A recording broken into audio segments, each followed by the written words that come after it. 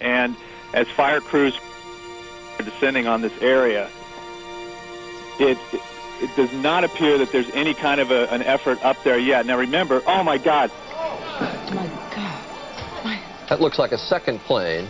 Would you stop 9/11? It's one of the most common time travel questions. There's 101 ways to stop the attacks because there's 101 ways it could have happened differently. We want to tell you what we know as we know it. The weather could have been bad. A different president could have been in office. The planes could have reached different destinations. We're going to explore 5 alternate timelines where September 11th, 2001 happened differently. You'll see why in each of them, most people ask the hypothetical question, would you stop 9/11, choose to answer how they would do it, rather than if they actually would. 9/11 is such a major event that changing the slightest detail alters the entire timeline drastically. If you stop the attacks, the world you return to in the present won't be the same one you left.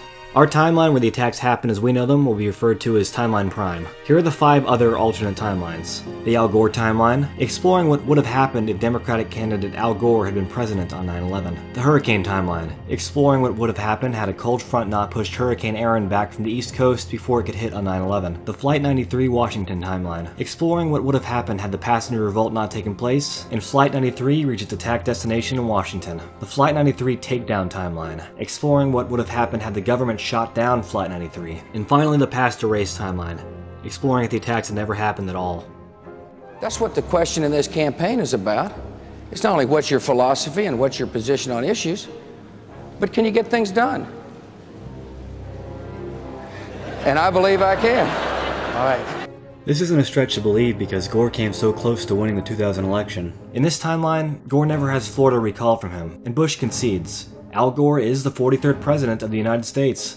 There's some who argue that 9/11 wouldn't have happened under Gore at all. Gore's Aviation Safety Commission made recommendations to the Clinton administration on improving the safety of air travel through means like identifying people on FAA watch lists before they board planes. It is possible Gore would have made increasing the safety of air travel a priority after receiving the infamous Bin Laden determined to strike US memo. For the sake of debate, we're going to say 9/11 still happened under President Gore, as it was mainly the failures of communication between the CIA and FBI that allowed the hijackers to carry on the plot. Just like Bush, Gore's going to see an increase in approval as he crafts a sincerely patriotic response and promises retaliation. Here's where the timeline really diverges. Unlike Bush, under Gore there is no Iraq War, and the fight is primarily in Afghanistan. There is no march into the city, no toppling of statues, and no bringing big names the public knows to justice. Americans grow restless. Why can't we find Bin Laden? Immediately, the Republicans are running a campaign of true vengeance. We are facing the transcendent challenge of the 21st century, and that is radical Islamic extremism. Opponents will claim these attacks happened after years of Democratic control in the White House, that you need a leader in office who can protect America. In 2003, Al Gore's challenger announces his candidacy for president. The mayor of New York City during 9/11, Rudy Giuliani. In a world where the next crisis is a moment away, America needs a leader who's ready. In this timeline, I think it's impossible for Gore to win in 2004 unless he somehow takes out Bin Laden, which, again, given he's working with the same intelligence agencies, is unlikely. At this time, Giuliani was the most beloved politician in the world. He was harnessing lightning in the public's eye. In the prime timeline, he would lose that lightning after a series of scandals when he ran for president in 2008. Similar scandals could have happened in the Al Gore timeline, but they would have been far fewer and more of the public would have been willing to look past them. In 2004, Rudy Giuliani would have been unstoppable, and he would have become the 44th president of the United States. So the movement, it's moving toward the northwest. And if it were to keep on moving, it would be heading right toward Long Island and southern New England, but it's not going to do that. The cold front that pushed in on September 10th is what gave us the iconic clear blue sky of September 11th. It also ensured that Hurricane Aaron, about 500 miles southeast of New York, would never make landfall. Even without the cold front, conditions would have had to be perfect for Aaron to hit. Again, for the sake of argument, let's say they were. If there were severe weather conditions the morning of the attacks, then surely the hijackers had planned for them. Well, had any severe weather hit flights in Boston's Logan International Airport or Dulles International in Washington, D.C., those flights would have been delayed. Even if just one of those flights is rescheduled, the terrorists would have to delay. All the flights need to be airborne before the first plane hits. That way no one can stop them on the ground. If the planes had in fact taken off and been successfully hijacked, then there would have been even more confusion in the immediate aftermath of the first impact, as the majority of people would think it's an accident. But yes, had severe weather hit, the attacks would have most likely been called off. The hijackers needed clear skies, exact takeoff times, and if there had been a hurricane in New York City, they know there'd be far less people in the buildings. With the attacks rescheduled to a later date, and a large group of suspicious men, some of whom are on watch lists, canceling their flights, this could give American intelligence agencies more time to follow their trail and catch the hijackers. One storm could have stopped 9/11. Okay, The United 93 is 29 minutes out of where? He's heading towards the Washington area. Flight 93 was headed to Washington, D.C., but we don't know the exact target. The most likely possibilities are the White House or U.S. Capitol. News agencies actually had cameras ready on the Capitol in anticipation of a fourth plane hitting. For this to happen, Flight 93 would have to have an earlier flight time, or passengers would have to be forbidden from using phones. When alternate timelines like this are brought up, it's a common talking point to say, if I'd been on the plane, it wouldn't have gone down like that. The reason why Flight 93 revolted was because they were able to call loved ones and find out they weren't really headed back to the airport like the terrorists said. When the passengers found out what was really going on, they knew they were dead anyway if they didn't do something. In this timeline, we'll say no one's allowed to use the phones. Flight 93's impact in Washington would most likely have had the least casualties of any of the 4 attacks, because evacuations had already taken place. The only ones who would die in the White House would be Secret Service on guard. Vice President Cheney and other staff were safe in the PIOC, a secure bunker beneath the White House. This would have been an even larger defeat than the one we face in the prime timeline, and would have further cracked the national image. Americans held on to the heroic actions of Flight 93 as part of our fighting spirit. We'd never give up in the face of evil. Another big effect would be movies. Just as there became so much you couldn't do in New York City, anything set in the White House or Capitol would take on a new meaning. No matter the damage done to either building, they would be rebuilt the same, with the addition of a memorial site. Our question here is, our aircraft that we have has climbed, turned, and is not talking to us. So do we want to scramble? We got a couple local military here. Okay, that's a decision that has to be made at a different level. Or is someone talking about it at least? What's the call sign again? It's United 93. This is a common conspiracy theory because it was actually ordered. You have authorization to shoot down any aircraft deemed a threat. Flight 93 was not shot down, and saying it was goes against the memory of the brave passengers who gave their lives to ensure no one else had to die with them. 2 F-16s were made aware that a hijacked plane was headed to Washington, but they were 100 miles out at the time of the crash and had no weapons on board. Their only means of downing the airplane would have been to crash their own plane in the Flight 93. They could hopefully eject before impact, but they may have died in the attempt, making it a suicide mission to stop a suicide mission.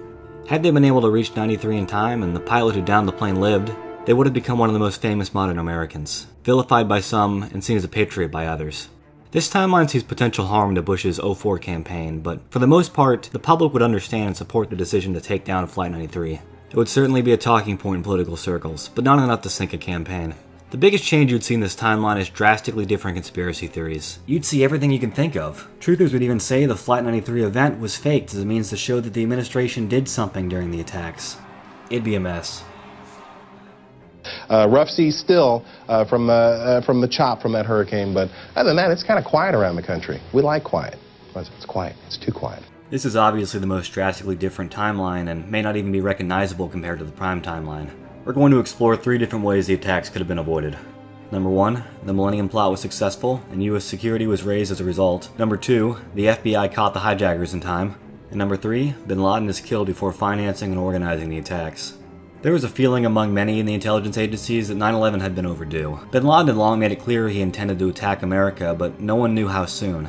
The obvious answer was the start of the new millennium. The public was already stressed over the potential of the Y2K bug, and terrorist activity was anticipated. On December 14th, 1999, a terrorist threat was apprehended by border guards at the Canadian border. He had intended to go to LAX airport with enough explosives to generate a blast 40 times as powerful as a car bomb. Due to the work of the FBI and border security, dozens of arrests were made and the Millennium Plot in the US was avoided. Had the plot succeeded, you would have certainly seen an increased national security as a result. And the 2000 election would have had far more intense debate about terrorism and how to prevent it. It is possible 9/11 is avoided in the Millennium Plot timeline as America becomes more aware and suspicious of possible terrorist activity. As for the FBI timeline, all that needs to happen there is for the respective intelligence agencies to effectively communicate and share information, and become suspicious as to why these men were training in Florida to become pilots. There's several ways that bin Laden could be killed before the attacks. He could have died in Jalalabad fighting the Soviets, been killed in Operation Infinite Reach, or successfully extradited from Sudan. There were other men who contributed and adjusted the plans and ideas of the attacks, but without bin Laden they lose their cash flow and key organizer. However differently it happens, the point is that these timelines have avoided the most infamous terrorist attack in America's history. The Pearl Harbor of the 21st century never happens. In a way, the 90s continue. There's no clear moment that kills them, ushering in a new millennium marked by fear. Bush has a rather unremarkable first term, and in the present day is remembered primarily for his Bushisms. I know the human being and fish can coexist peacefully. Saddam Hussein serves as dictator of Iraq until his death of old age. New York's skyline remains iconic and unchanged. In 2012's The Avengers, we see Iron Man flying around the Twin Towers as he battles alien invaders. This is nothing like our prime timeline, and here's the biggest change. The intelligence agencies long believed we were overdue for 9/11, that Al-Qaeda had sleeper cells in the States who were going to fulfill bin Laden's promise to bring that fight to America. Airport security got stricter because of 9/11. The public became paranoid because of 9/11. America gave up her liberties because of 9/11. It takes something bad to realize how good you had it, and the unfortunate truth is, had 9/11 not happened, a future terrorist plot might have succeeded in its place. Look at the Millennium Plot timeline and how action there could have prevented 9/11. We can never know, but read the list of failed terrorism plots, and now imagine an America that isn't always thinking about what could blow up next. 9/11's a turning point that casts a shadow over history. The past erased timeline is impossible to chart because the world changed forever on 9/11, and we changed with it. Fear and loss became such a part of our identity, it's impossible to imagine an America that wasn't mourning, that wasn't always looking for revenge. An America that was more concerned with Michael Jordan, Mariah Carey, with Survivor, with anything but fear. 9/11 did happen, and nothing will ever change that. All we can do is understand why. And remember. Where were you on 9/11? American September is a documentary film project collecting stories from all over the world. Visit AmericanSeptember.com to share your story and view the memories collected so far. If you'd like to see more videos on 9/11 history and its impact in culture, please subscribe to the channel.